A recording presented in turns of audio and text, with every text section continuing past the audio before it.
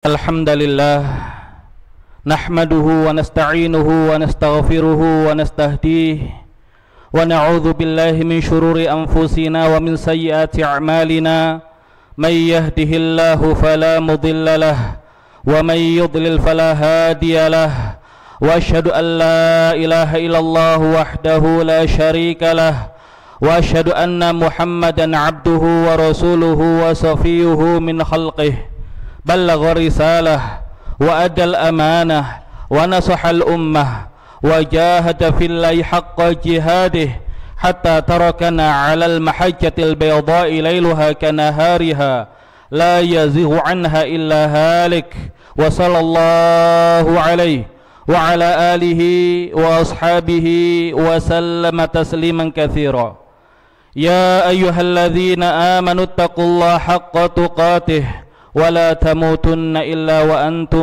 مسلمون يا أيها الناس اتقوا ربكم الذي خلقكم من نفس واحدة وخلق منها زوجها وبث منهما رجالا كثيرا ونساء واتقوا الله الذي تساءلون به والأرحم إن الله كان عليكم رقيبا يا أيها الذين آمنوا اتقوا الله وقولوا قولا سديدا يصلح لكم أعمالكم ويغفر لكم ذنوبكم ومن يطع الله ورسوله فقد فاز فوزا عظيما أما بعد فيا عباد الله أوصيني وإياكم بتقوى الله وطاعته فقد فاز المتقون.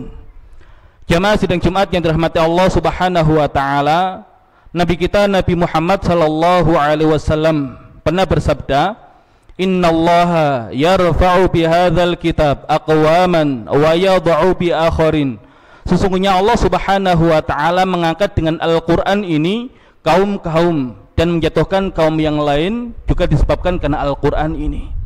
Maka kita dapati generasi awal Islam adalah generasi yang diangkat oleh Allah Subhanahu wa taala dengan Al-Qur'an. Di dunia mereka dimuliakan dan insya Allah di akhirat Allah Subhanahu wa ta'ala meninggikan derajat mereka.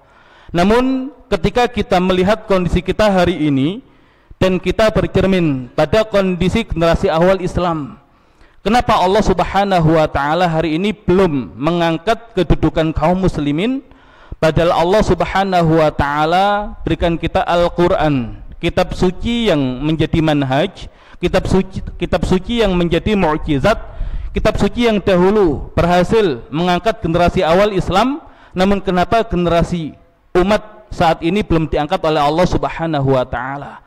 Maka di sini kemudian perlu kita cari tahu, perlu kita benahi apa yang kemudian masih salah pada kondisi umat ini. Dan salah satu hal yang kemudian menjadi problem yang perlu kita uraikan adalah syubhat yang dimunculkan oleh orang-orang di luar Islam, di mana mereka mengatakan di saat umat Islam masih sibuk membahas apakah menyentuh perempuan yang bukan mahram membatalkan wudu, maka orang-orang barat sudah berpikir, sudah membicarakan bagaimana pendaratan pesawat di planet Mars.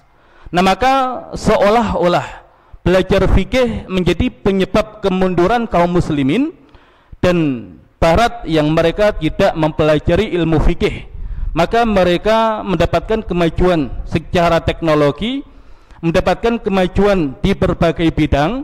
Maka apakah benar syubhat yang kemudian dimunculkan oleh orang-orang di luar Islam, dan bagaimana kemudian kita membantah dan kita mendudukkan perkara ini?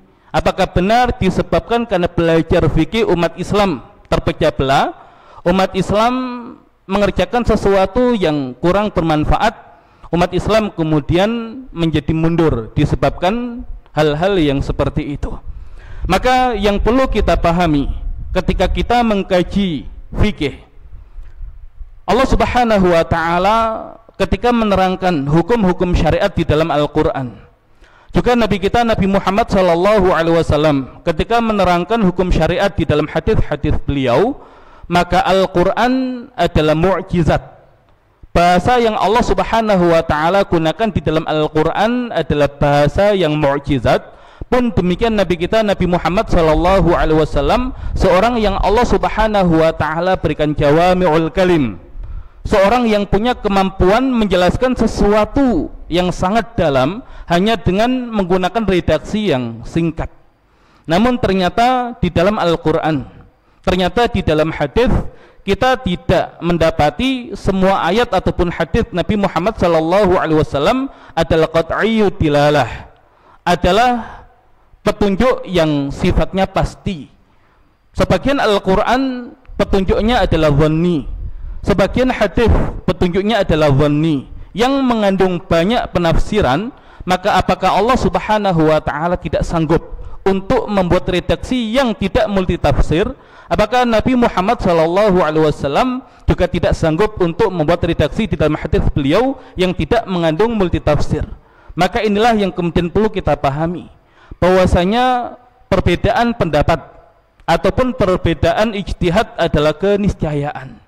Bayangkan di kalangan para malaikat yang Allah Subhanahu wa taala sifati para malaikat itu di dalam surat At-Tahrim, la ya'sunallaha ma amarahum wa yaf'aluna ma yu'marun. Mereka tidak pernah bermaksiat kepada perintah Allah dan mereka mengerjakan apa yang diperintahkan kepada mereka. Bayangkan malaikat yang disifati dengan ketaatan ternyata memungkinkan terjadinya perbedaan pendapat di antara mereka. Dan perbedaan ini dikisahkan oleh Nabi kita Nabi Muhammad sallallahu alaihi wasallam di dalam hadis sahih riwayat Imam Muslim, ketika ada seorang laki-laki yang membunuh 99 orang. Kemudian dia ingin bertaubat, maka ditunjukkan kepada seorang rahib, seorang ahli ibadah. Maka dia bertanya apakah dia bisa bertaubat, maka dijawab oleh sang rahib, ya tidak bisa. Kemudian dia bunuh rahib itu, maka genaplah 100 orang yang dia bunuh. Kemudian muncul keinginan untuk bertaubat, maka ditunjukkan kepada seorang alim, seorang ahli ilmu. Kemudian dia bertanya apakah dia bisa bertaubat, maka ahli ilmu mengatakan bisa, dengan syarat kamu keluar dari kampung halamanmu, karena kampung itu tidak baik, kamu pergi dan berhijrah ke kampung yang lain. Maka akhirnya laki-laki tersebut meninggalkan kampung halamannya untuk pergi ke tempat yang dituju. Maka di tengah perjalanan Allah Subhanahu wa taala wafatkan laki-laki itu. Maka turun 2 malaikat, satu malaikat rahmat, kemudian satu malaikat azab. Malaikat rahmat ingin membawa roh laki-laki itu kan dia sudah bertaubat. Kemudian malaikat azab datang untuk membawa roh laki-laki itu, ya karena dia belum sampai ke tempat tujuan. Maka terjadi dialog yang panjang di antara 2 malaikat itu, padahal mereka adalah makhluk yang tidak punya syahwat, makhluk yang hanya menjalankan tugas dari Allah Subhanahu wa taala, tapi ternyata punya potensi untuk berbeda pendapat. Maka Allah Subhanahu wa taala kirimkan malaikat yang ketiga dalam wujud manusia yang membuat solusi bahwasanya hendaklah diukur tempat dia berangkat dengan tempat ya dia menuju. Jika lebih dekat ke tempat dia menuju, maka malaikat rahmat yang berhak, dan jika masih dekat dengan tempat dia berangkat, maka malaikat azab yang lebih berhak. Dan ternyata ketika diukur, maka lebih dekat kepada tempat dia menuju, maka akhirnya laki-laki tersebut dibawa oleh malaikat rahmat. Bayangkan malaikat berbeda pendapat. Kemudian dahulu Nabi Daud alaihissalam, seorang nabi, seorang raja, seorang qadhi, seorang hakim. Maka beliau menjadikan putra beliau Nabi Sulaiman juga duduk untuk membantu beliau memutuskan perkara rakyatnya. Maka di surat Al-Anbiya Allah Subhanahu wa taala berfirman, wa Dawud wa Sulaiman idh yahkumani fil harthi idh nafashat fihi ghanamul qaum wa kunna li hukmihim syahidin. Dan kisah Daud dan Sulaiman ketika keduanya memutuskan dalam perkara tanaman yang dimakan oleh kambing-kambing kaumnya, dan kami menjadi saksi atas apa yang mereka putuskan. Ulama menjelaskan Nabi Daud memutuskan bahwasanya kambing-kambing itu diberikan kepada pemilik tanam sebagai ganti rugi. Namun Nabi Sulaiman punya ijtihad yang lain.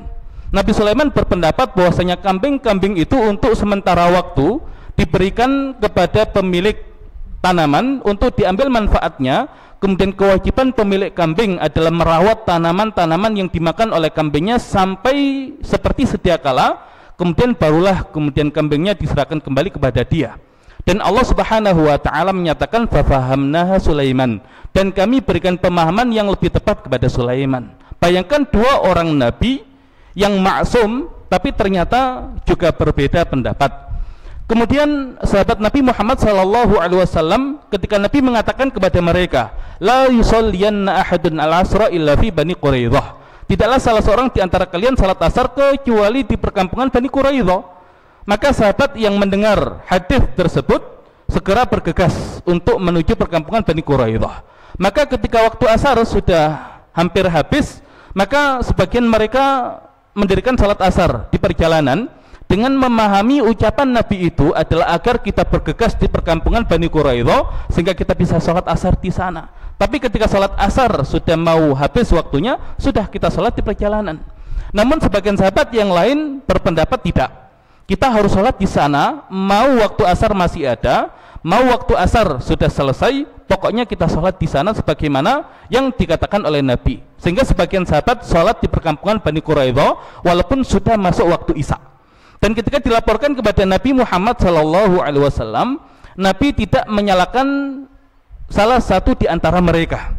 Nabi menyepakati ijtihad mereka, padahal hadisnya sama, ternyata dipahami berbeda, dan kedua-duanya disetujui oleh Nabi Muhammad SAW. Pun demikian dengan masalah apakah menyentuh perempuan yang bukan mahram membatalkan wudu, maka jelas ayatnya aula mastumun nisa, atau disebabkan karena menyentuh perempuan. Maka mazhab Hanafi memahami menyentuh di sini maknanya adalah berhubungan suami istri. Kemudian mazhab Maliki memahami menyentuh dalam artian menyentuh dengan syahwat. Kalau tidak dengan syahwat maka tidak membatalkan wudu. Dan mazhab Syafi'i berpendapat sekedar menyentuh, maka yang demikian membatalkan wudu. Dan semuanya merujuk pada ayat yang sama. Maka kalau kemudian ditanya mazhab manakah yang mengikuti Al-Quran dan Sunnah, maka jawabannya semua mazhab fikih yang mu'tabar mengikuti Al-Quran dan Sunnah. Maka inilah yang kemudian perlu kita pahami, bahwasanya perbedaan pendapat di dalam ijtihad adalah satu keniscayaan, dan yang demikian menjadi satu rahmat yang Allah Subhanahu wa Ta'ala berikan kepada kaum muslimin. Maka jangan sampai kemudian umat Islam berpecah belah, menghabiskan waktunya hanya berdebat di dalam masalah-masalah yang dahulu para ulama kita sudah berijtihad dalam masalah itu dan mereka berbeda pendapat. Maka yang ada adalah sudah kita pelajari pendapat para ulama itu, kemudian kita pilih mana yang rojih menurut kita dan kita berlapang dada. Manakala ada saudara-saudara kita yang berbeda pendapat dengan kita, yang memilih pendapat-pendapat yang lain selama itu adalah pendapat para ulama. Dahulu para ulama kita terbagi menjadi beberapa tingkatan sebagaimana yang dijelaskan oleh Syekh Wahba Az-Zuhaili di dalam kitab beliau Al-Fiqhul Islami wa Adillatuhu. Ada ulama itu yang levelnya adalah mujtahid mutlak, mustaqil. Kemudian ada ulama yang levelnya adalah mujtahid mutlak, muqayyad. Kemudian ada ulama yang levelnya itu mujtahid fil madhab atau mujtahid at-takhrij. Kemudian ada ulama yang levelnya mujtahid at-tarjih. Kemudian ada ulama yang levelnya mujtahid al-fatwa. Nah, mujtahid mutlak mustaqil contohnya adalah 4 pendiri madhab fikih. Mereka membuat metodologi di dalam mengistimbatkan satu hukum, kemudian dengan metodologi itu mereka berijtihad, yang kemudian dari ijtihad mereka menghasilkan hukum. Kemudian mujtahid mutlak muqayyad adalah murid-murid para pendiri madhab ini. Mereka tidak membuat metodologi. Kenapa kita harus membuat metodologi di dalam mengistimbatkan hukum? Toh guru kita sudah membuat. Maka mereka berijtihad dengan menggunakan metodologi gurunya, walaupun terkadang hasil ijtihadnya berbeda dengan gurunya. Kemudian level selanjutnya ulama yang mujtahid fil madhab, mereka tidak berijtihad terhadap masalah yang sudah diijtihadkan oleh ulama-ulama sebelumnya. Mereka hanya berijtihad terhadap masalah yang belum ada hukumnya. Nah, kemudian ada mujtahid tarjih. Ketika sudah banyak pendapat-pendapat di kalangan para ulama, maka ditarjih mana yang sesuai dengan metodologi dalam satu mazhab sehingga ditetapkan sebagai pendapat resmi dalam satu mazhab. Kemudian level yang kelima mujtahid fatwa. Ketika mereka kemudian memahami pendapat-pendapat itu dan sudah diputuskan mana pendapat resmi satu mazhab, maka mereka berfatwa sesuai dengan pendapat resmi dari mazhab tersebut. Kemudian di bawah mereka adalah muqallid, orang-orang yang hanya taklid kepada para ulama. Karena kita bukan mujtahid, maka kita hanya bisa mengikuti apa yang diijtihadkan oleh para ulama. Bayangkan, selevel Imam Al-Ghazali, selevel Imam An-Nawawi, mereka hanya mujtahid tarjih. Ya bayangkan, dengan keilmuan mereka yang luar biasa, kenapa mereka tidak membuat metodologi di dalam mengistimbatkan satu hukum? Kenapa mereka tidak membuat mazhab sendiri?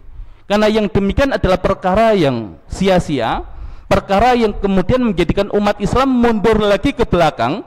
Ya, karena peradaban ini adalah peradaban yang dibangun di atas dasar estafet dengan melanjutkan perjuangan ulama-ulama sebelumnya. Nah, maka kalau kemudian hari ini kita membuka hal-hal yang dahulu para ulama kita sudah berbeda pendapat, kemudian kita debat habis-habisan, mencela habis-habisan, menghujat habis-habisan, kemudian berharap ya umat ini bisa bersatu dalam satu pendapat, maka yang demikian adalah satu kemustahilan. Dan yang demikian inilah yang kemudian menjadikan umat Islam ini akhirnya mundur ke belakang, karena banyak hal-hal yang kemudian butuh diijtihadkan di zaman kita, dan kemudian banyak ilmu-ilmu yang kemudian harus dikejar oleh kaum muslimin, padahal Al-Quran itu berbicara tentang alam semesta, Al-Quran itu berbicara tentang laut, Al-Quran berbicara ya tentang bumi, berbicara tentang apapun. Nah, justru kemudian kita terjebak pada permasalahan fikih, di mana para ulama kita dahulu mereka sudah bisa mendudukkan permasalahan fikih ini dengan benar.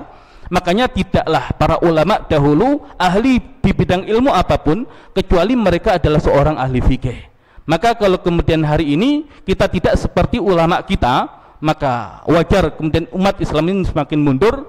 Dan wajar ya sampai kemudian ada ucapan ya di saat musuh Islam itu sudah bicara tentang pendaratan pesawat di planet Mars, ya umat Islam itu masih belum selesai dengan permasalahan fikih yang dahulu sudah selesai di kalangan ya para ulama kita.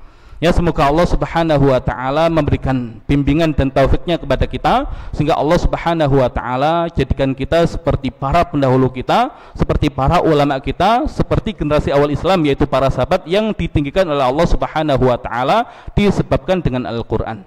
Barakallahu li wa lakum fil Qur'anil azim. Wa nafa'ani wa iyyakum bima fihi minal ayati wa dzikril hakim. Aqulu qawli hadza wa astaghfirullah li wa lakum wa lisairil muslimina wal muslimat fastaghfiru innahu wal ghafurur rahim.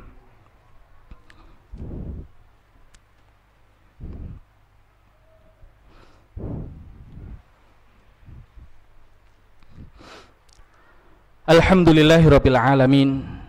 Wassalatu wassalamu ala asyrafil anbiya'i wal mursalin Muhammadin wa ala alihi wa ashabi ajma'in, amma ba'd.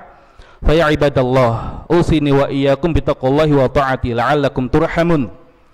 Allah Subhanahu wa taala menjelaskan di surat Al-Baqarah ayat yang ke-30, wa idz qala rabbuka lil malaikati inni ja'ilun fil ardi khalifah. Dan ingatlah ketika Rabbmu berkata kepada para malaikat, sesungguhnya aku akan menjadikan di muka bumi seorang khalifah.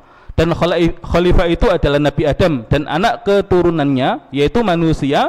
Dan di ayat selanjutnya Allah Subhanahu wa taala berfirman, wa 'allama Adamal asma'a kullaha, dan Allah ajarkan nama-nama semuanya kepada Adam. Tsumma 'aradahum 'alal malaikah, kemudian Allah tanya kepada para malaikat ya tentang nama-nama itu, maka ternyata para malaikat tidak sanggup untuk menjawabnya. Nah, maka kalau ulama membagi ilmu itu menjadi 3 tingkatan. Ada ilmu tentang Allah, ada ilmu tentang perintah dan larangan Allah. Nah, ini adalah ilmu syariat atau ilmu fikih. Kemudian ilmu tentang ciptaan Allah, maka malaikat menguasai ilmu tentang Allah, malaikat menguasai ilmu tentang syariat Allah, tapi malaikat tidak menguasai tentang ciptaan Allah, karena mereka bukan makhluk yang disetting menjadi khalifah di muka bumi. Tapi Nabi Adam alaihissalam dan anak keturunannya Allah Subhanahu wa taala setting mereka menjadi khalifah di muka bumi. Dan ilmu yang harus dipelajari adalah 3 lapis ilmu. Ilmu tentang Allah, ilmu tentang perintah dan larangan Allah, dan termasuk di dalamnya adalah fikih. Maka kalau kemudian sudah selesai membahas fikih, kita pilih pendapat para ulama yang kemudian menurut kita rajih, dan kemudian kita berlapang dada ketika ada saudara kita yang berbeda pendapat, sudah selesai. Kemudian ketika ada perkara yang baru, di situ kemudian ketika sampai di antara kita levelnya mujtahid, dia berijtihad.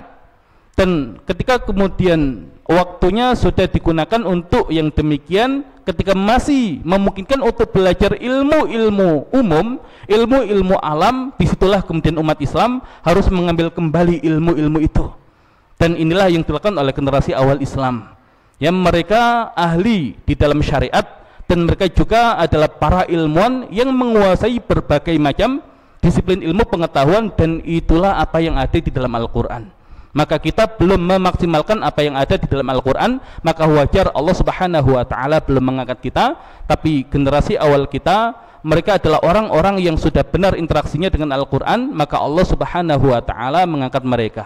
Dan semoga Allah Subhanahu wa ta'ala jadikan Al-Quran sebagai panduan kita, sebagai pembimbing kehidupan kita, dan Allah Subhanahu wa ta'ala angkat kita dengan Al-Quran, dan Allah Subhanahu wa ta'ala mengumpulkan kita dengan Rasulullah SAW, dengan para sahabat, dengan para ulama generasi awal Islam.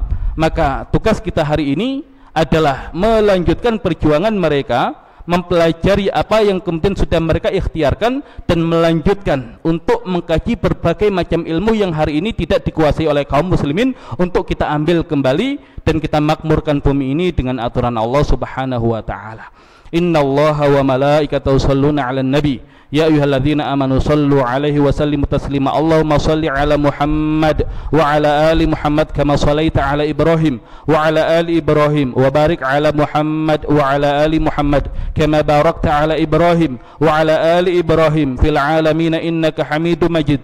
Allahumma ighfir lil muslimina wal muslimat wal mu'minina wal mu'minat al ahya'i minhum wal amwat innaka sami'un qaribun mujibud da'wat ya qadhiyal hajat. Allahumma ati nufusana taqwaha wa zakkiha anta khairu man zakkaha anta waliyuha wa mawlaha ya rabbal alamin. Rabbana zalamna anfusana wa illam taghfir lana wa tarhamna lanakunanna minal khasirin. Rabbana hab lana min azwajina wa dhurriyyatina qurrata a'yun waj'alna lil muttaqina imama. Allahumma annal haqqa haqqan warzuqna ittiba'ah wa annal batila batilan warzuqna ijtinabah. Rabbana atina fid dunya hasanah wa fil akhirati hasanah wa qina adzabannar. Subhana rabbika rabbil izzati amma yasifun wa salamun alal mursalin walhamdulillahi rabbil alamin.